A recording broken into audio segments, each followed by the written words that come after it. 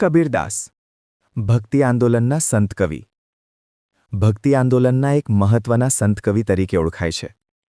ઇતિહાસ મુજબ કબીરદાસનો જન્મ અંદાજે ઈસવીસન 1440થી 1450ની આસપાસ થયો હતો.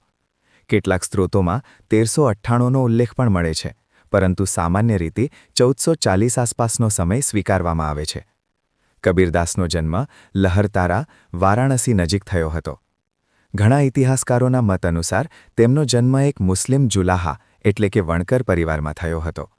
પરંતુ કબીર માટે જન્મથી કે ધર્મથી શું હતા તે મહત્વનું નહોતું. કબીર પોતાની નિર્ગુણ ભક્તિ પર આધારિત માન્યતાઓ માટે જાણીતા હતા, જેમાં ભગવાનને રૂપવિહીન, સ્વરૂપવિહીન અને સર્વવ્યાપક માનવામાં આવે છે. કબીરદાસનો સમય મધ્યકાલીન ભારતનો સમય હતો. આ સમયગાળામાં સમાજમાં ઘણી જટિલતાઓ હતી. સામાજિક તંગી, ધાર્મિક તણાવ, વર્ણ વ્યવસ્થા, કડક રૂઢિઓ અને આર્થિક અસમાનતા સ્પષ્ટ રીતે જોવા મળતી હતી. વારાણસી એ સમયમાં એક મહત્વપૂર્ણ શહેર હતું.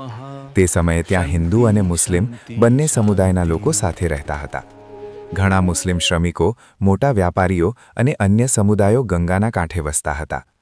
કોઈ મંત્ર બોલતા, કોઈ પાણી ચઢાવતા, આ બધું સમાજમાં સામાન્ય હતું. કબીરદાસ પહેલાં શાક્ત પરંપરામાં જાય છે, પછી ત્યાંથી બહુ ચીડાઈને વૈષ્ણવ પરંપરામાં જાય છે.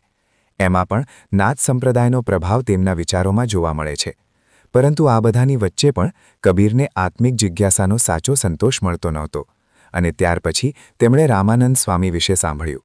આ રીતે આ હતો કબીરદાસનો જન્મ, તેમનો સમય અને તે સમયની સામાજિક પરિસ્થિતિનું ચિત્ર.